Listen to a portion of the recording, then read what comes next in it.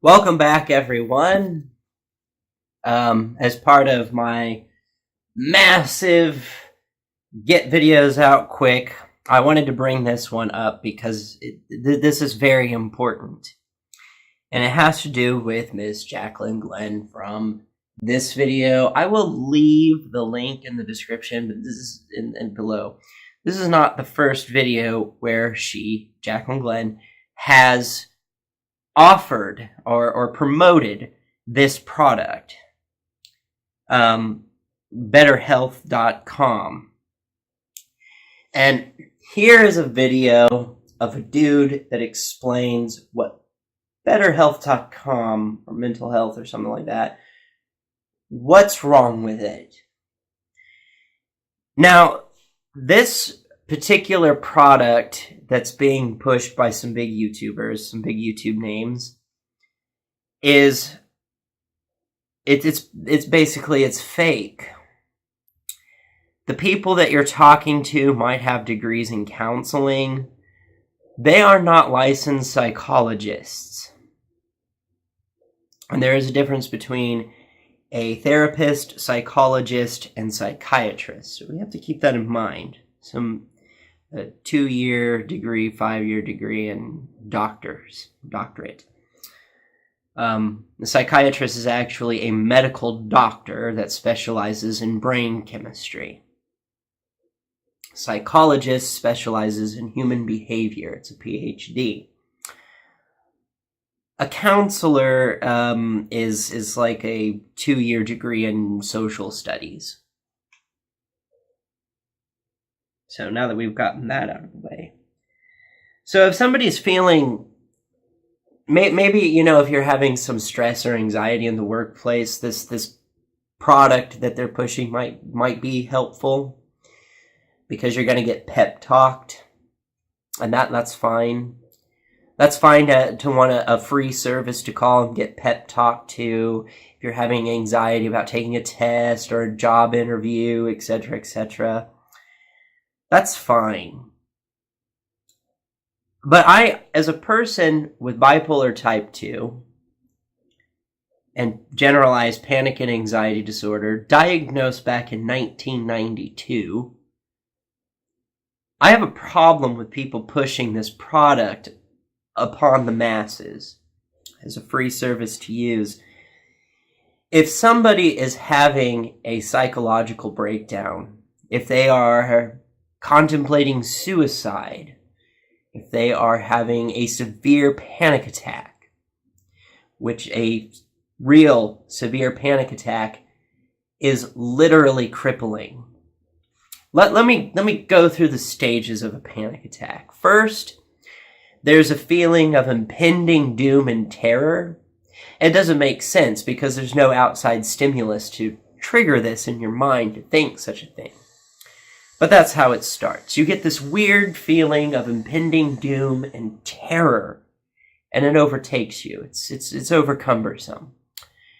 Your heart rate will start to pick up. You start feeling it going bump, bump, bump, bump, bump.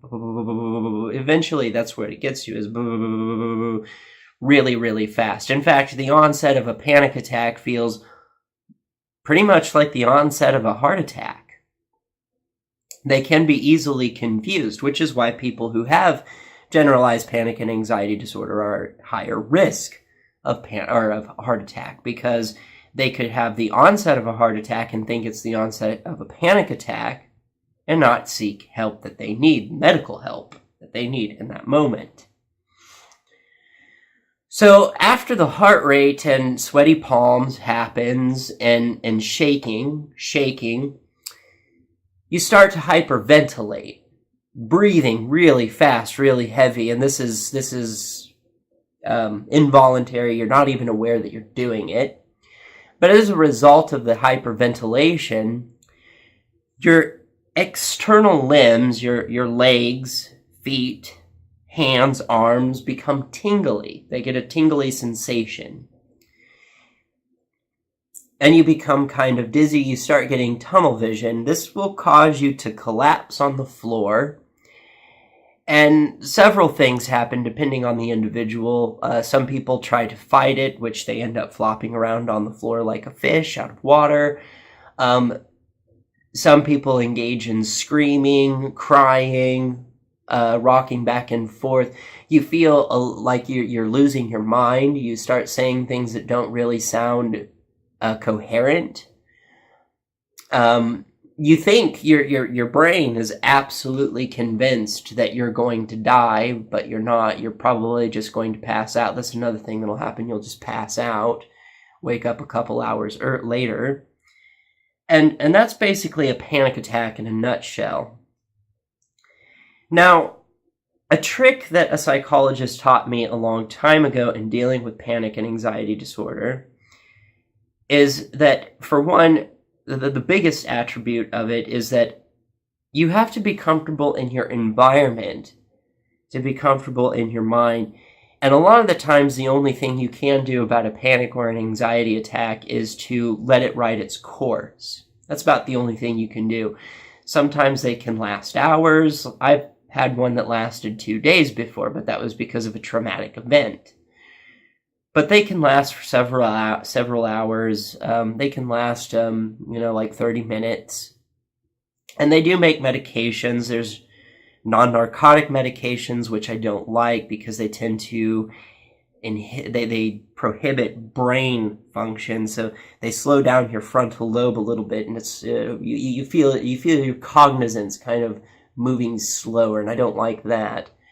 And then there's some narcotic, the benzodiazepine family, Xanax, Klonopin, diazepam. Those are more of like a take as needed type thing. It's like, oh, I have a panic attack coming on. Take the pill, it'll go away. I have anxiety. Take the pill, it will go away. You do not have panic or anxiety disorder, and you take a benzodiazepine. Supposedly it gives you a euphoric effect, but I have a feeling more than likely it's going to make you go to sleep. But if you have panic and anxiety disorder, your brain has triggered the fight or flight response mechanism without any outside stimulus, and therefore your body is flooded full of adrenaline. And so the effect of the benzodiazepine is not that of sleepiness, but leveling you out.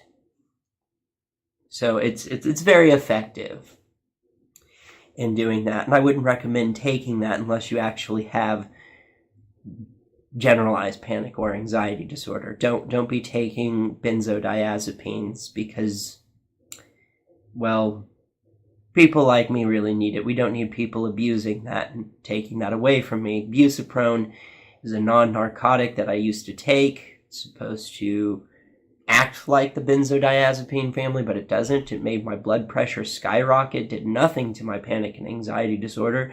And because my blood pressure was so high, my head felt like it was going to pop. I constantly felt like I had just walked out of a different barometric pressure chamber. I mean, it was awful.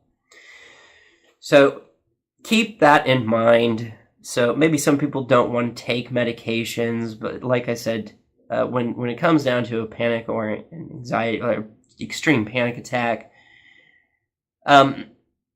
even a medical professional, like somebody who's not into the psychiatric field, will tell you the best thing to do is to let that person pass out, because it's about the only thing you can do at that point, if not a benzodiazepine. So if a person is having this issue and they call that hotline and they're just talking, or the website, and they're just talking to a counselor, there's nothing that counselor is going to say that is going to magically make that panic or anxiety disorder stop. Most people going through a panic or an anxiety, is a severe attack, don't want to be touched. And they don't want to be told, put your arms over your head, breathe normal, and do yoga. I get pissed off when people tell me that, because it's like, calm down, because I hadn't thought of that, right? That never occurred to me before. This is something I have no control over. It literally is crippling. So I have a problem with that. I also have a problem with, okay, so people with bipolar type 2, major depressive disorder, even bipolar type 1 using this, you're not going to get the help that you need. And in a moment of thinking about suicide, there are certain aspects that you need to keep in mind of. There's a difference between having suicidal thoughts and actually wanting to go out and commit the act. If you're seeking help for wanting to commit the act, for thinking about it, you're probably not going to. The real danger is when the person is exhibiting almost no symptoms at all. They seem overly happy. They're willing to give their things away to people. It's because they have this planned out and they're not telling you. And that's when they need to probably be checked in and put on suicide watch.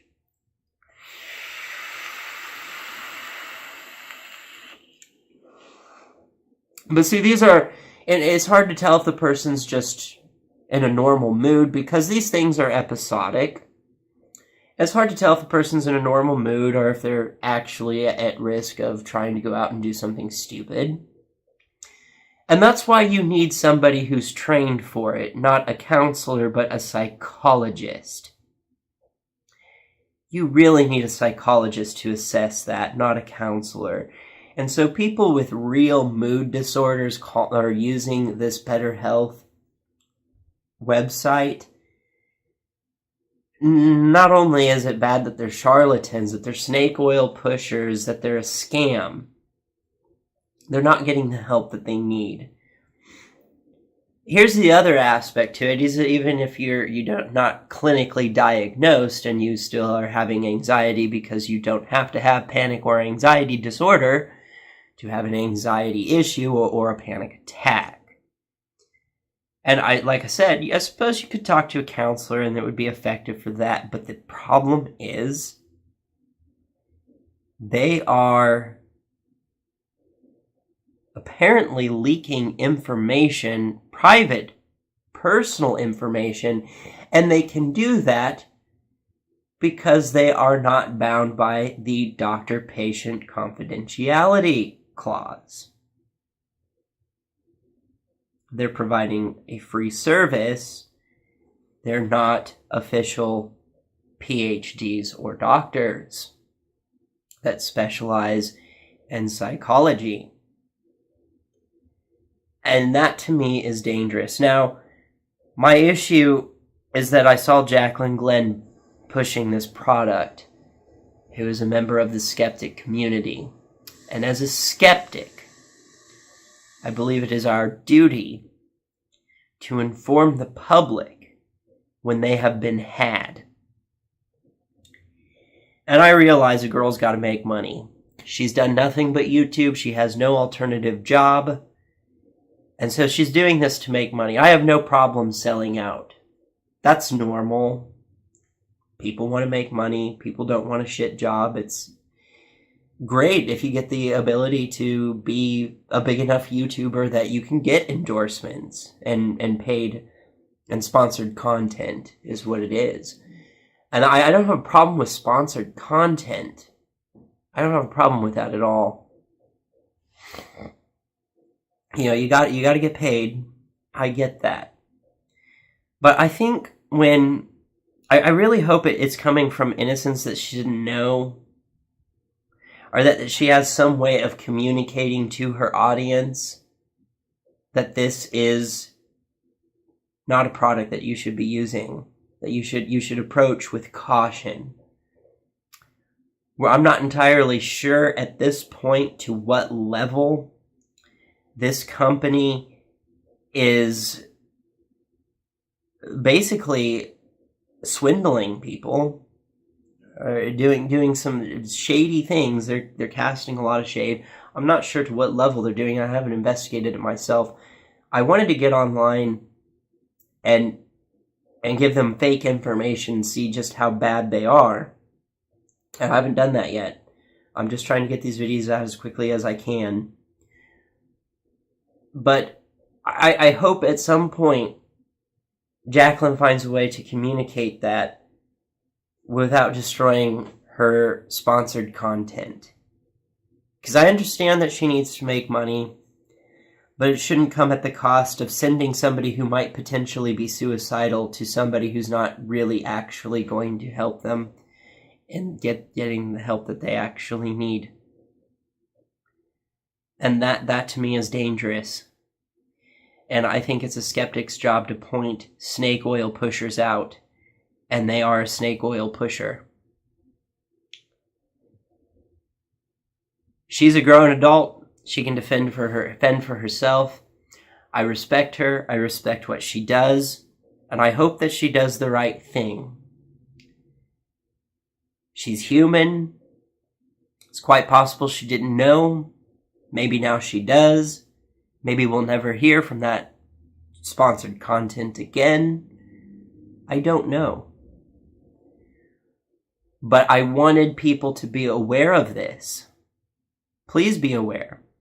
That BetterHelp stuff that JaclynGlenn is pushing, be cautious in their services. I will provide the links to Jaclyn's video if you would like, but really the big one I want you to pay attention to is where they talk about, the guy that talks about why this is a sketchy program. And I will leave those links in the description below. And about the previous video on the divided, I just want to throw this out there. The third video that I was thinking of that I couldn't think of before came from someone else's channel where they were talking about the Vancouver guy who had his car burned for having his Trump support sticker. And this guy was freaking out that there's like these liberals hiding in bushes that are going to jump out and get you. And to me, that was just really silly. So I just wanted to leave on that thought, like some more positive note. I'm not mad at JaclynGlenn. I don't know what the solution is in that situation. And I hope that she finds one. And if I see more pushing of it and the reluctance to do anything, not that it matters to her because I'm a nobody, but she will have lost respect from me as a skeptic. Because I don't care if you sell out. You can sell all the Adam and Eve panties and dildos you want. That's a legitimate organization. People like sex. People want kinky clothes to wear. And they want objects to shove in their holes. Human nature. We like to play with our genitals. It's fine. We like to play with our bodies. It's fun.